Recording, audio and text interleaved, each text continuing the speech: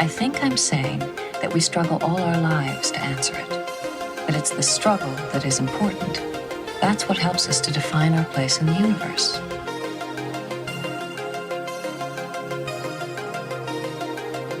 This is Beverly, Dr. Beverly, Dr. Beverly Crusher.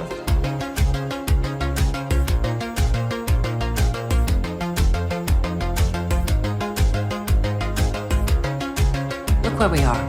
Here, all of us in this moment.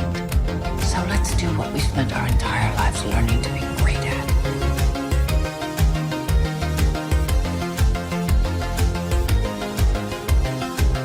And this is Crusher Convo. And welcome to Crusher Convo, where we crusher the conversation one episode at a time. I have the honor to sit down with the writing dynamic duo, Ollie and Avery, to discuss this jaw-dropping episode from Picard Season 3, 17 Seconds. Welcome, guys. Hi. Hi. Love your background. Got Beverly and Picard. Jack somewhere in the corner. I think Riker's behind Avery. Yeah, it's fine. Got the whole gang there. Love it. Love it.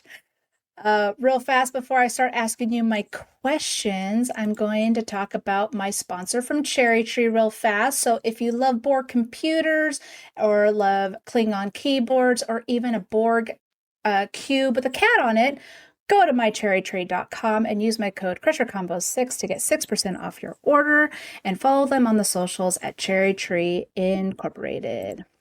All right, wanted to throw that out there. Now, guys, I am super excited. Before I give you my question that I always ask my guests, now you guys have a lot of work in the Trek universe, so please just tell my listeners all about what you do and how you met, all that good stuff. You want to start? You can go.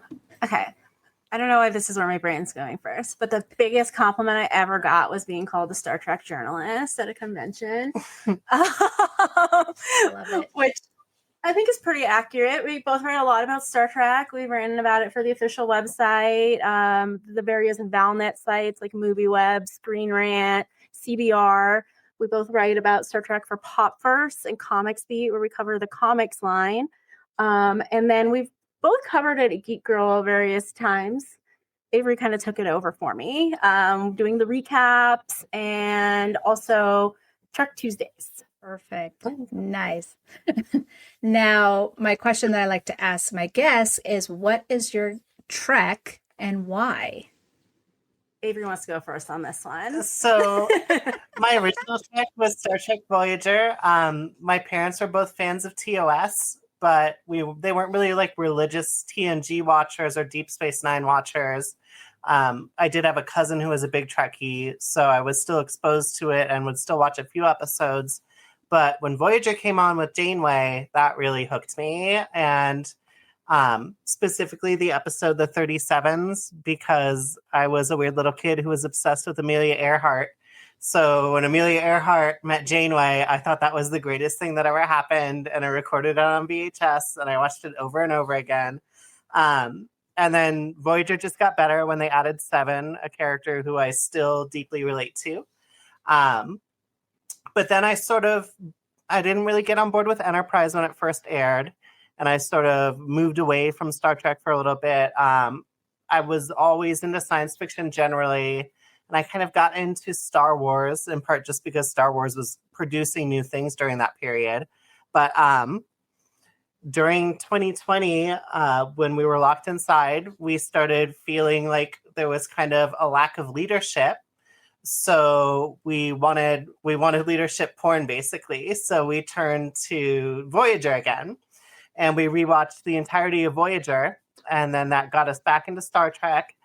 And from there, that's where we started watching the Secret Hideout Star Trek stuff and got into the new era.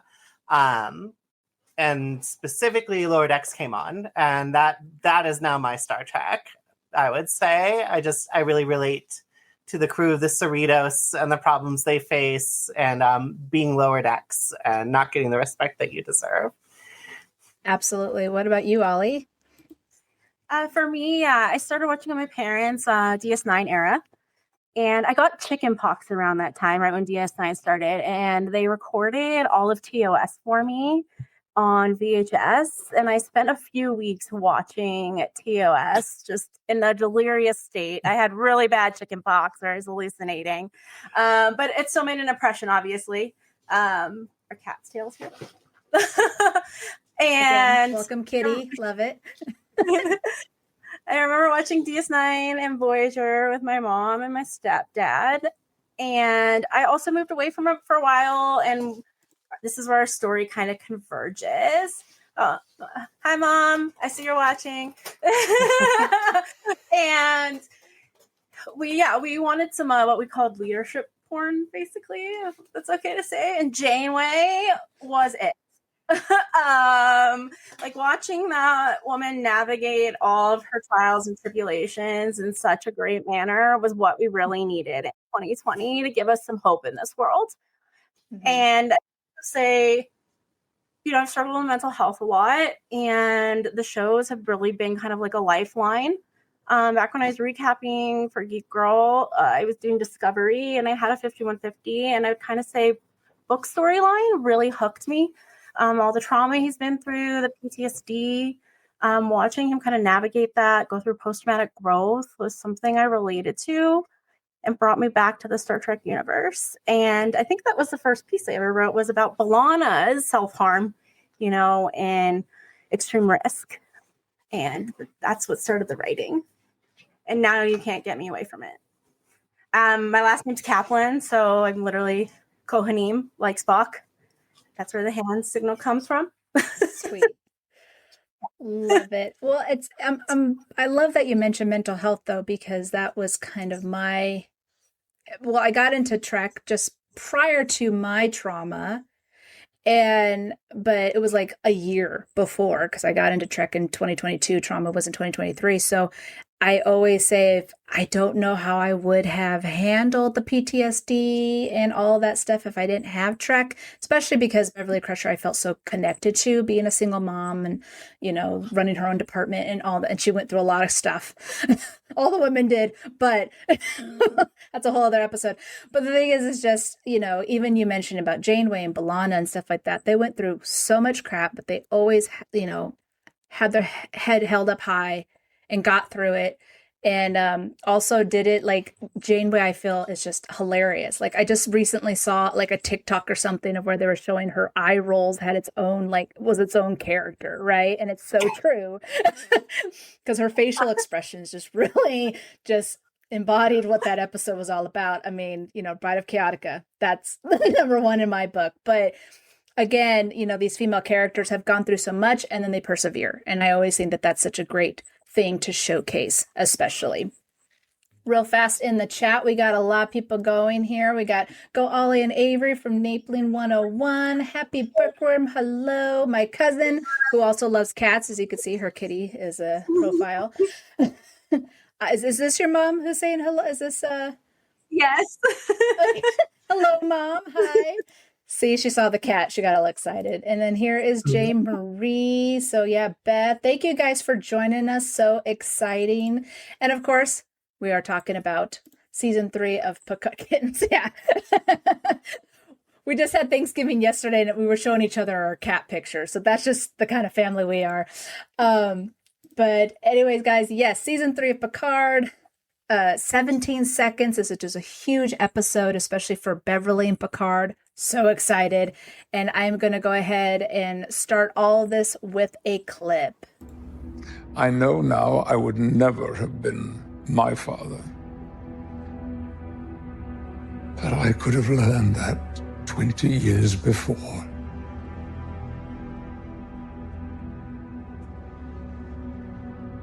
When Jack was on his way, I was terrified.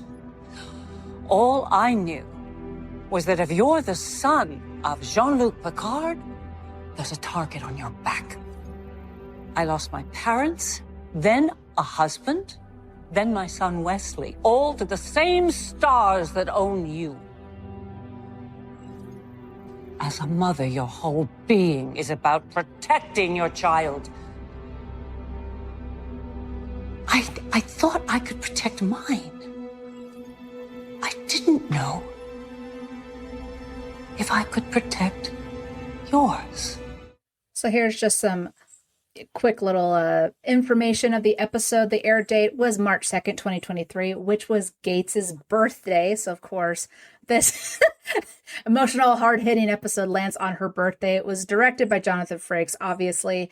The year was 2381 and 2401 because of that flashback that we saw of Picard and Riker, and then was written by Jane Maggs and Cindy Appel. So before I actually talk about the TV line performance of the week, which is what we would see from Sickbay, when you guys got into this episode, I mean, it just jumped right in where they were trying to get away from Vadic and, you know, hiding in the nebula. And then we instantly have this scene of them in Sickbay. What was your guys' reaction to finally seeing Picard and Beverly just kind of going at it? Because we didn't get that in TNG. I mean, at that point in the season, it's what you were really waiting for because, of course, we'd already met Jack and we knew who he was. But we hadn't seen them actually have the chance to have the conversation about it. And I mean, I think it's easily one of the most memorable scenes of the season. I think you've got a couple of those actually in this episode. And I think, like, I don't know what else you could ask for from it is a scene as good as we got. It's really satisfying. It gives you things to like. I mean, we don't totally agree on it. We were talking about that earlier today, but I think that's, you know, like Tuvix, that's the mark of a good Star Trek episode is it gives you a lot to chew into and a lot to talk about from multiple sides.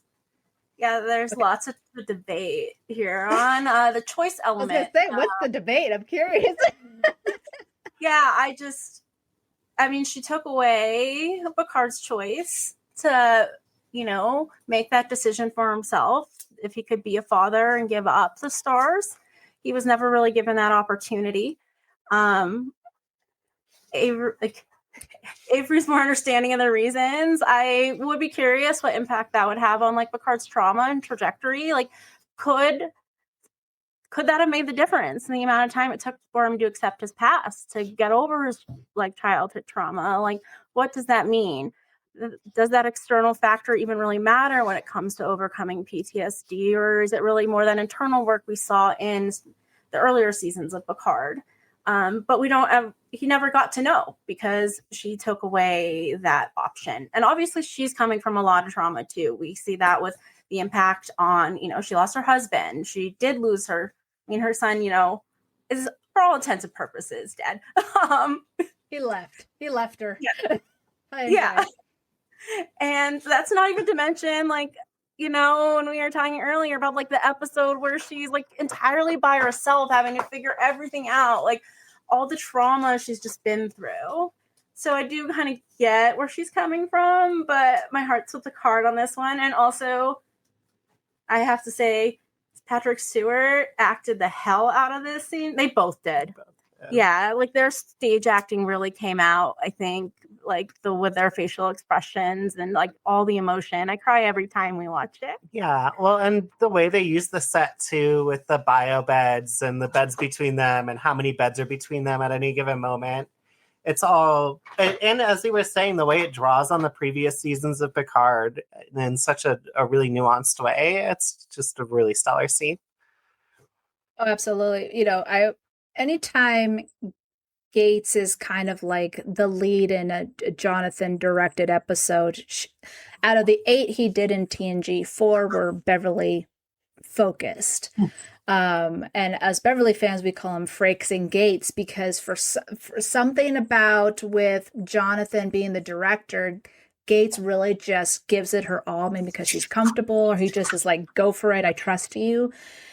And you kind of see that. They only did 2 takes on the sickbay scene. Just did one and then just did one more and then that was it. But see here, you know, TV Line actually gave him Performers of the Week to Gates and Patrick. And I'm just going to say a little bit here of the very end of the article, but it said Stewart did some of his best work ever as Jean-Luc in those moments, and McFadden matched him beat for emotional beat. It was difficult to watch two characters we've loved for so long fight like that, but it was completely mesmerizing scenes nonetheless. Plummeting depths that Trek shows rarely attempts to reach. We're happy to see our next generation favorites together again, but we're also happy to see them get such rich material knocked it out of the park. And I agree. And I'm a little bit more on Avery's side of obviously when it comes to being more on why Beverly did it, but there was something that, and I believe it was Trev from Salon Trek, where when this episode had come out, he had said she did the wrong thing for the right reasons, right? Like this, taking away someone's choice or decision or whatever of wanting to be a father or not exactly good, but because of, like you guys are saying, her trauma, there was so much more for her that she just couldn't lose any of that, which was also one thing that, and I'm going to show a clip here real fast of my interview with Gates, because I mentioned about this part, and she had said why she wanted that particular portion written in the episode. So I'm going to show that real quick. Really enjoyed, though, the line when you guys had your sick bay scene where she had said, I had lost my parents, I had lost my husband, I had lost Wesley. She's lost. That was the thing about Beverly, is she had a lot of losses in her life. Yeah. And she, definitely didn't let it bring her down, but she just couldn't lose anymore, especially because we didn't know what was going on with Wesley. I mean, now that Prodigy came out, we're like, oh, yeah, he got to meet Jack when he was little, but in between that, there was just no story. So, that was something I actually really made very clear in the early talks, that information had to be put in a scene somewhere so that people understood that. Because it was a huge loss for her to walk away from a job that she adored with her comrades in the air. I mean, she loved those people, and for her to have to just do that, she wouldn't do it out of selfishness, because she, right. Not at all. I think it was definitely protecting, and she was right. So I think, there's always going to be like, oh, she was right, he was right, whatever. But, just like what Picard said at the end of season 3, he says, Beverly, you thought of Jack first, you kept him from danger, you did everything right. And he was able to understand that once knowing that the Borg was involved this whole time. And speaking of Seven, though, of course, she is, of course, helping Picard and Riker, and now she's insubordinate and is locked in her quarters. But the one thing that I loved, this was really the first scene with Seven and Jack, because he's like, something's wrong. Shaw's like, why do they keep finding us? He knew, it's like, Jack, you can figure it, just go do it. And he did. And he knew Seven would figure it out. So what did you think of this little dynamic duo of Seven and Jack as they're trying to figure out what is going on? I love that one. I do want to say really fast, the earlier scene with Sydney, where Sydney comes and makes a point of calling Seven, that's like my second favorite scene of the episode. I really love it a lot. Well, and I think you see too, just between both of them, how Seven kind of works so well with the next generation, and I really love that a lot. And I think it's part of what would make the hypothetical Star Trek legacy so interesting, is getting to see her leading a team of this younger generation. I think would have been fantastic. I think that goes back to the choice too, having the Seven stuff, because it's kind of like a self-actualization thing of being like, no, I'm Seven. This is my identity. This is who I am. And having someone else respect that choice, even though they maybe don't get the choice, I think is so important, especially in conversations of identity. Like, you don't need to get where I'm coming from as a trans person. You just need to respect it. And I guess I kind of feel like that can be applied to Beverly's decision a bit here too. You don't necessarily need to get it, or like, like me, but respect it, because you are right. There's been a lot of trauma. And I know, why am I blanking on his name right now? Jack Crusher's actor. Jack.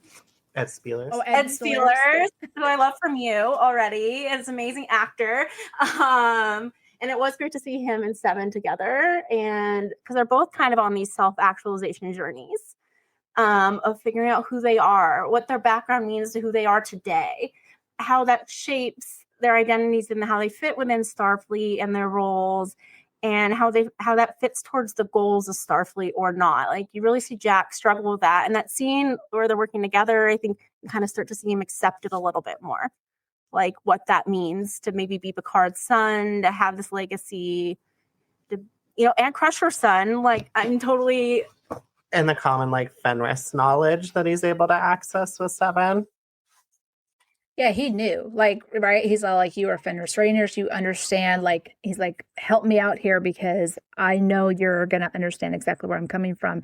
Now, going back with the Seven name, part, and, automatically we hated Shaw in the beginning, right? Because he's like, nope, she's Annika Hansen, no Seven, blah, blah, blah. Did you guys, though, feel a little bit like, okay, in the next episode, when we find out his trauma of the Borg and that being one of the biggest issues why he didn't want to call her Seven? Or did you still feel like, okay, dude, you need a, again, trauma, like, how it's a hard, you're like, right or wrong, like, like, yeah, you should respect her of her name, but then it's like, well, he also went through a lot, right? So, how did your guys's, first impression changed by the end of the season with Shaw? Well, that's what really complicates it for me, is because you later see in the video that Tuvok plays is that he is respecting her name, at least in some venues. Maybe arguably, I mean, I don't know. I guess I don't know if I would say it's the more meaningful one, but like the more official one, he seems to be actually respecting it. I do think it's understandable. It's understandable where that trauma is coming from, the same way that it's understandable why he has a problem with Picard. Like Cisco. Personally. Yeah, like Cisco. Exactly like Cisco. But I still don't know if it's... I mean, Seven literally wasn't even in the same quadrant when that happened. So, like, I don't know if it's fair to take it out on her. And especially when she's not really a Borg anymore. Like, she's an XB, so... But that is something we see a lot in Star Trek, is kind of having to overcome your pre-existing prejudices, even if they come from maybe a place of trauma or a place where you can see it's valid. I mean, that's like Undiscovered Country, speaking of. I think that's relevant here with Christopher Plummer and having his daughter play Vadic. You really see Kirk, like, have to...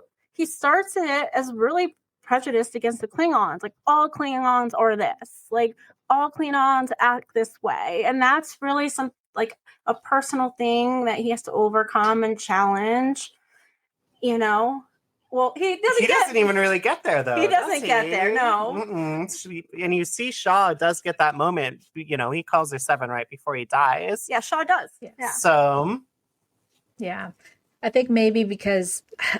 I don't know, maybe he wanted to keep that tough exterior of like, she can't know that I deep down respect her, and so I'm just going to be an asshole to her. But then at the very end, he's just like, the con is yours. And it always has been. I think that was kind of his way of passing the torch, because he died. And this is perfect segue, because my next episode I'm going to be doing is a Jaws and Shaw tribute, which is exactly where, Captain Shaw comes from, is from Quint, and their similarities. So I do love how all these characters, every single one of them have... Riker, for instance, him and Picard are going at it because Riker lost his son and he's pissed off that Picard is like, this relationship is this is immaterial, it's irreparable, forget it. And he's like, fuck that. Like, dude, you have the chance to actually have a relationship with your son. I don't. And everyone was putting themselves on like, well, because I can't, you have to, or because I went through this trauma, you have to deal with it. And by the end of the season, they obviously overcome that. Unfortunately, Shaw dies for former ex-Borgs, right? And sacrifices his life for an organic Borg, which was Jack. And so I really enjoyed how Terry did intertwine these stories in a full circle moment from episode 1 to 10. And you see that also with Picard and Beverly, especially with this, because like you're saying, would he have changed? Would he have been able to go through his trauma sooner? He even says that I might have known 20 years ago that I wasn't going to be my father, but you just don't know because you don't know how you're going to react in that moment. So J. Marie in the comments says, I wish we knew how Picard and Seven met. We need that scene in a book, which is true because in season 1, he's like 7 and she's like, you owe me a ship, and then passed out.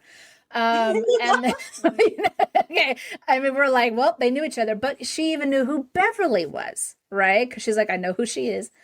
And, you know, there's a lot of headcanon because Beverly was doing stuff basically off the books in far off worlds and helping people. She might have worked with the Fenner Strainers, and that's how she met Seven. And then Happy Bookworm says, definitely took over from Charm for Shaw. I know as much as Shaw was an a-hole, right? Dipshit from Chicago. He did trust them. Like, he still put trust in Riker. He still put trust in Picard. He put trust in Jack as he's dying on the sick bay because the doctor was relying too much on technology and Beverly didn't. And that's what kind of got the ball rolling. But as we get to that point of where, you know, Jack is inhaling the gases and he's being attacked by the changeling and he has that vision of Seven and the branches and stuff. What was your guys' first reaction when you saw that? Were you like, what the fuck? Or did you guys figure it out pretty quick? No, the way the twist all played out, I didn't guess in advance at all. So like going back and watching that, like rewatching it for this episode, like, it's very obvious what's going on and why it's happening behind Seven and those connections and everything. But when it first happened, no, I was like, what's going on? Weird trippy stuff with like trees. Okay. The gases, right? Mm-hmm. I thought the gas was giving him some kind of a weird trip. And I was like, well, this is odd. But the fact that it was Seven, though, I was like, well, why is he thinking of Seven? Because I would think he would think of his mom or even Picard or even Riker, right? But I do remember throughout when I was watching the season, I kept saying, Jack is not only the son of Picard, but he's the son of Locutus. Like, I kept saying that over and over and over again. Even though I didn't expect the Borg Queen to show up, I felt the Borg somehow had to do it. However, them being changelings, that I was like, nope, that was a surprise. I wasn't expecting that at all. So I did enjoy those kind of twists. Happy Berkram does say, I wonder if Seven has any of Picard's memories from Locutus. Do you think so? Or because they were different quadrants, they might, I don't know. But we learned that all the queens are connected. Even across dimensions. Across dimensions. So in theory, when she uploads herself, she would have those memories. Well, and she acted as a queen in season 1 to move the cube. So that's right. And then we also see in Boy where she gets access to all of the Star Trek databases. So she would have that's true. Additional knowledge from that, even though obviously she goes a little Rogue Columbo with that information. I love it. Rogue Columbo. I need a shirt. Happy Berkman does say, when you think about it, Seven and Jack really did click. And it says, yes, the Borg do connect across massive space. When you mentioned Avery earlier about, the potential of having legacy, I kind of see Seven as like that big sister to Jack, kind of helping him, because he's always going to have those Borg DNA, right? It's organic. It's not like you could just strip it out of him. She could help him with all this because, correct me if I'm wrong, I'm always very, very confused when it comes to the Borg. Now, I know they destroyed the Borg, especially that particular one, but not all the Borg. Like, they're all over the place, like, right? Like, it would just be... Well, there's for sure the Girardi Collective are still out there guarding the gates from the end of season 2 of Picard. And that's like a completely set. So there, and we know from the comics that persists. So definitely they're still fine. Oh, and then in Lower Decks, we see in the distant future, Borg are part of the little classroom. So they've like been brought into the Federation fully, but So they definitely survived. I guess we know for sure. Future Echebs.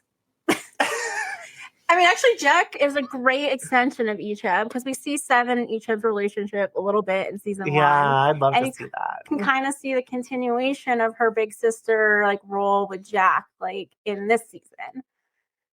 Getting to help another character explore what it means to be Borg and human. And I guess that fits so well with the Trek theming because obviously we have Spock.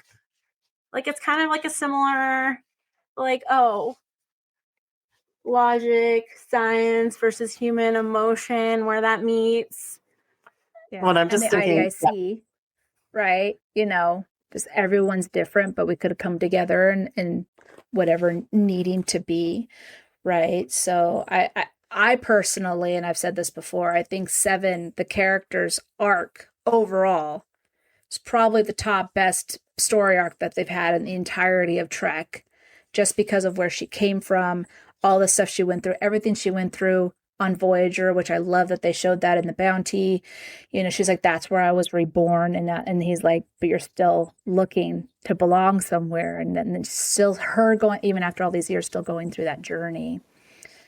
But yeah, that's always the message, right? That's always the part of Trek that we all just look and we can kind of understand. Like, if we're going through something, we're like, well, if they've gone through it, I can go, I could do it too, right? Like, it gives you that hope to be like, I can do it. Real fast though, with Riker. Okay, so I mentioned a little bit about Riker when it came to his trauma of losing his son. And then, of course, they had the big falling out at the end of the episode because Picard was being Picard. And Riker kicked him off the bridge. I mean, I don't know how else to put it. But, Riker kicked him off the bridge because basically he basically put him to their deaths. But there was this one part when he was talking to Jack. And he said, I spent 2 decades on a spaceship watching you get cooked before you were born. And I loved that. I loved how everyone noticed it. Yeah, the Riker look in his face. When Jack's just like phasing and Riker's like, You're your father's son. With that whole, even the relationship that he was having with Jack and stuff like that, I guess what I'm trying to say is this new side of Riker, the Riker that we see now versus what we saw in TNG, what were the pros and cons? But did you enjoy this new Riker? Did you think he was, I kind of missed the old one? You know what I mean? Like, because these are 2 different Rikers, right? So. Well, I should say that when we were rewatching TNG in 2020, after we'd watched Voyager, we started calling it Space Beard. Because we would just cheer when Riker would do. He just had such a... I mean, it's clear that they kind of put like the Kirk into Riker for TNG, where he just has such like a healthy lust for life and for exploration and for just being a part of it. And I do think you still see that's part of who he is. You still see it, but you definitely see a man who's, I mean, the trauma of losing that. He went to the planet for how long? He was just sort of in self-imposed exile. I mean, until the end of the season. So I think it's a really interesting journey. I think it's hard to not love the TNG version of Riker, who's just so full of life. And I really love how you get to see that kind of like, I guess I just wish that we saw more of him in the Lower Decks era, because it was really nice to see him when he was still had that like full lust for life, but then he had moved up to the captain position, and it was really cool to see him commanding the Titan in the glimpses we got of that. And I would have loved to have 5, seen 6, more. 7, 8, the whole jazz. Yeah. Jazz, right? Yeah. The jazz. And Deanna being like, no, who did I marry? I'd like to point out oh, sorry. No, I was gonna say no, but I agree. I mean, I feel the way that these characters now going through being seasoned characters, right? Because in TNG, they're still learning, they're going through stuff, they're trying to navigate life. But here it's like they've gone through life. And now they're, again, going down to the next generation, Riker with Jack. And then even Beverly, in the sense of where she was, she had talked to Sydney here and Tavine, and she was going around and even showed Oka a thing or two about being the sick bay. I mean, but yes, I thoroughly enjoyed this, especially Worf. Not a Worf fan, never have been, not a Klingon fan, but I love season 3 Worf. He really feels, yeah, I mean, that's sort of a little different from the Riker situation where it sort of feels like you've seen him like be beat down a little bit. With Worf, it feels like he's really come into his own. Like he's been building up towards this for his entire time in the Star Trek universe. Yeah. Speaking more self-actualizing. Yeah. I did also want to add, like, that scene with Picard and Riker is amazing when he actually kicks Picard off the bridge, because I do think that's like a full circle moment of, look, you know, you have to respect the years of experience I've now gained too. Like, I am now a full person who's been through my own traumas and my own things. And I think you see the same with Worf. Except for he hasn't had a wife that has tamped down his emotions for like a decade. Like, it's like Riker hasn't really been given the option. Again, back to choice. Wasn't really given the option to really deal with the trauma in the same way Worf is. And I mean, Riker's journey obviously would be totally different. They're entirely different characters. But obviously, Worf, I mean, he's a Klingon like we've never seen before. You know, it's into the meditation, the Tai Chi, these other ways of expressing anger and those really strong emotions. That, I mean, he's really breaking the mold to be a healthier, self-actualized him. Like, and I mean, I think that's like pairing him with Rafi, who's like a former drug addict, especially when she's kind of going through, I wouldn't really call this a relapse, to be quite honest. But I mean, I think every addict would have their own interpretation of that, because some people might. But, you know, she's still kind of on her journey of how to figure out where this anger should go. And so they're like, I mean, they're a great pairing. Yeah, like, they are. An unexpected but great pairing. Mm. Oh, absolutely. I think Terry just knew who to put together, and they certainly, you know, Jack and Seven, and, you know, Worf and Rafi, and even with Riker and Picard and Beverly, and then there's Shaw. Like, it just all mingled really well together. The one thing with Worf, though, seeing where he ends up after everything he had gone through, like, yes, and again, not a Klingon fan, but in TNG, it was always just like, okay, not being a good father to Alexander. Yes, he lost Kalar. Yes, he, you know, had to deal with the whole Klingon Civil War, Duras, blah, blah, blah. You know, stuff like that. But he went through a lot in DS9. And I think the loss of Jadzia really set Worf on a different path, because his loss with Jadzia was way different than the loss of Kalar. Because Kalar, he never really got the chance to like really be in a relationship with her and stuff like that. Yes, they had a son, but they never really got that opportunity to have a story together. He finally makes that change of like, yes, I'm going to be with Jadzia. We're going to, you know, and all this stuff. And then she's taken away so abruptly. It does probably put him on a different path of like, I can't keep doing this. Right. And this is what we see now is like, I'm more zen, I'm in more control. But there was a deleted scene, I believe, in The Bounty where he had talked about the death of an innocent woman that really kind of broke him. And I wish they kept the scene because it explained a lot of where Worf was coming from. Again, time, got it. But it does explain a lot of why Worf is Worf now. But still doing those funny little jokes, because the one thing I did like about Worf is where he was like, you know, good tea, nice house, right? Or I'm not a married man. Like, he had these one-liners that were funny.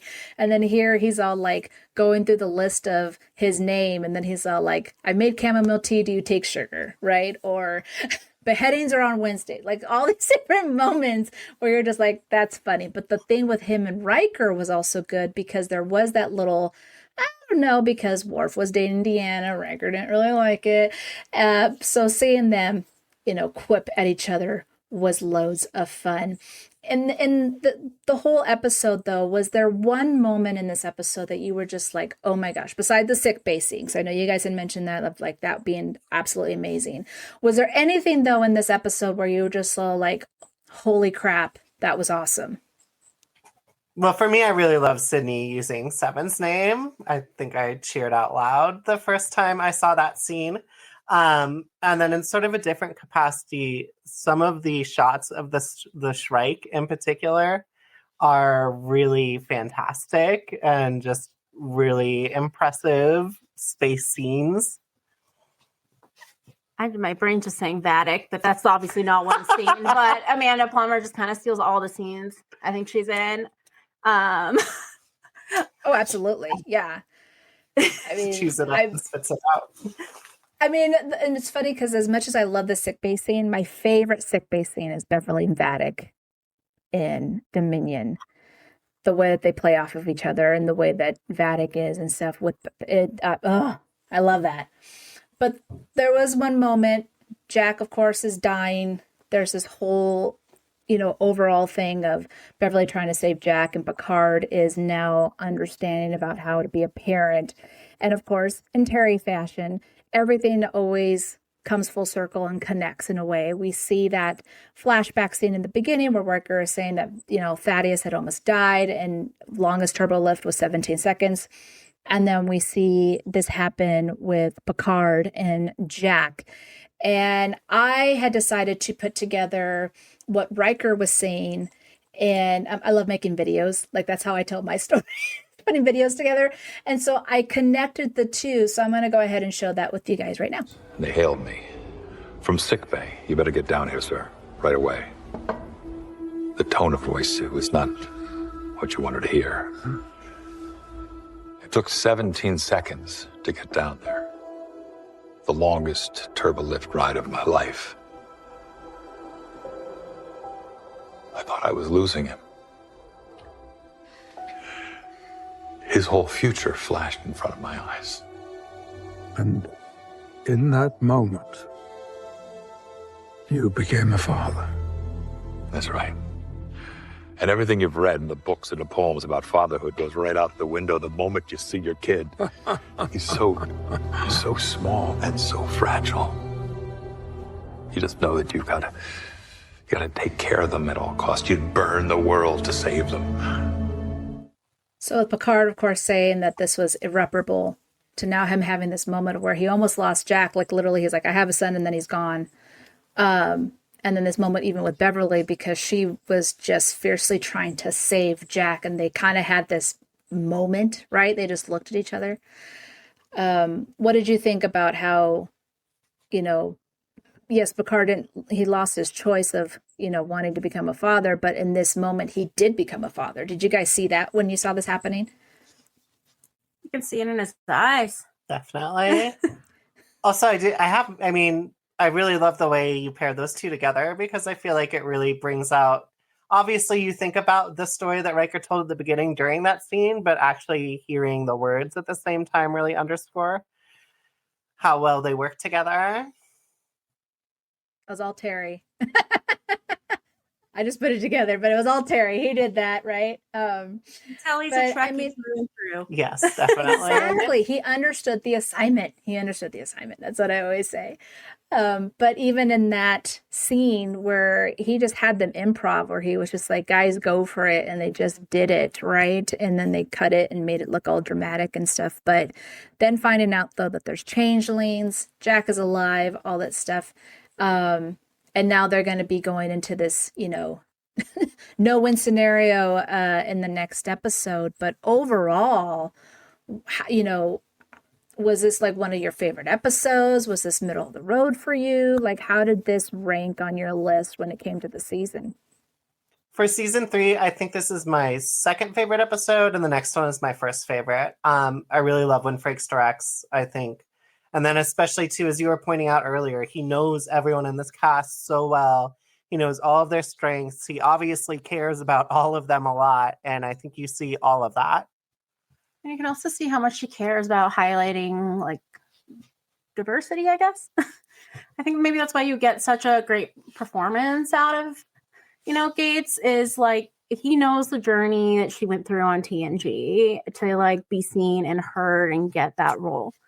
And, I think he's been pretty open about wanting Star Trek to continue its IDIC legacy. And I think because of that, you get that trust and that ability. Like, he's definitely an act. I don't know. I know there's a name for this actor's director thing, but he's definitely great at it, pulling out. And I think it's because of that legacy. And I also, this totally tangent that I wanted to check, but I just finished Patrick Stewart's biography, and I can't help but notice in that scene where they're talking about the 17 seconds, they're each drinking a different type of whiskey. And in the biography, Stewart talks a lot about how they all had their own whiskey drink that they would get after filming TNG. And I have to wonder if it's a callback. Like, I need to do a little more research, but I wonder. I love this and how many of their life memories they shared over like a glass of whiskey, and now we're getting that here. Yeah, absolutely. Life imitating art, right? Or art imitating life, right? So, I mean, it's just one thing that I know that with the Easter eggs and throwing in is because they really had this camaraderie. And one thing that Gates loved about doing season 3 was that she just felt heard and seen, and she was able to, voice her opinion, and she got to be a part of the whole process of where she saw Beverly or why Beverly would do this, and as we saw in the interview, right? But yeah, I think for me, yes, it's one of my top favorites. I absolutely love this one. I love Dominion. I love the Bounty. There was a lot of great moments in this season. Certain things that I was like, I wish they didn't do it that way, but it's fine. It's not perfect, but definitely had some great moments. And this actually now leads me to the tricorder rating. My tricorder. So I did ask my listeners, and I got 5 votes because it's over on Patreon, and sometimes it's kind of hard to vote over there. But I asked what they thought this episode landed with 5 emotional arguments. I got 20%. 4 Fraterium gas exposures got 60%. 3 cat and mouse chases is 20%, and 1 to 2 chainlink on board got 0. So where would you guys put this from 1 to 5? 5 being the best episode ever. I rated it a 4. I think it's one of my favorite episodes of Picard. It's definitely season 3, probably as a whole. Our cat here is to give it a 5. She guess. I think no 3 cat and mouse chases. Just because I really love the scene with 7 as well with the name, and I actually kind of forgot how emotional that scene between Picard and Beverly was, and it was really nice to see again. I forgot just how much is in this episode. It's a big episode. It's a big episode.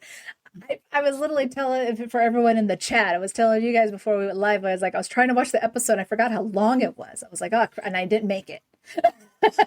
I had to turn on because I was like, you guys were waiting. I gave it a 4 just because there are certain things where I'm like, I'm not so sure, but overall, especially with the Beverly and Picard stuff, like kudos, right? Like I absolutely love that stuff. And of course, in the comments, first off, hi, Chuck. Stop by saying hello. Happy Bookworm. Beverly losing her cool when Jack is in sickbay. Absolutely. Her calling him baby. Like I said, he was letting them just go for it, right? And you hear her going like, that's it, baby. That's it, and it's just like, oh my God, J. Marie crying. And all hail Terry Metalis. And Happy Bookworm says 3 and 4 are great, and F8 and F in solids. So she's talking about the episodes. 3 and 4 are great, 8 F in solids, right? Happy Bookworm and J. Marie give this episode a 5. And which cat is the one that gave it a 5 that's been up? Ariel. And we'll say Christopher Plummer, just because. I'm sure, right? Like that 5. Perfect. Go Vatic. That's what Christopher was rooting for. For sure. Oh man. So I'm gonna be now going into my redhead alert.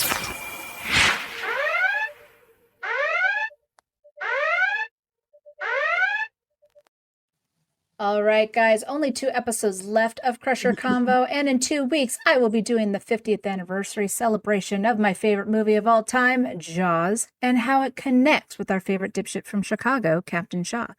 Join me at my regular time in the chat and talk about Jaws and Shaw.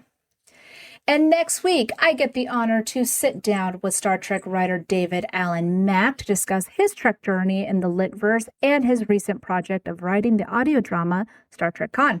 If you have a question, please submit a penny by December 4th at 3 p.m. And my interview with him will drop here on YouTube on December 19th. And of course, it's still giveaway time over at Crusher Convo. Once I get to 1,000 followers on Instagram and 1,000 subscribers on YouTube, I will be doing a giveaway of an autograph of Gates McFadden to a very special listener. Please spread the word and help me share my content to help me reach my goal, because I especially would love to do lives again on Instagram. That's one of the biggest ones. And don't forget that you can submit a penny for your thoughts by recording off crusherconvo.com a 60 to 90 second clip, or you can email me your thoughts or even DM me at crusherconvo@gmail.com, and I will announce your penny live on the air. And last but not least, my Patreon shout-outs go to Leslie and Dave, who are my Commander patrons, and Chuck and Engineer Mark, who are my Admiral patrons. If you would like to support the podcast and enjoy exclusive extra content, just head over to patreon.com/Crusher Combo, and you can sign up for as low as $3 a month. All right, guys. Thank you, Avery and Ollie, for joining me. Please let my listeners know where they can find you. You can find me on Blue Sky under Avery Kaplan. And I'm also at Comics Beat. You can find a lot of my writing. If you Google my name, and especially if you Google my name with Star Trek, then a lot of my articles will come up, including some of my ones for the official site, which I'm very proud of. And you find me mostly on Blue Sky. It's under my dead name. So Rebecca Oliver at Blue Sky Social. And I'm also on Instagram at SK Orange Soda. And as well, you can find my writing at The Beat. I feel like there's so much I'm missing. All the good things, right? You're once we finish, you're gonna be like, oh, that's was it.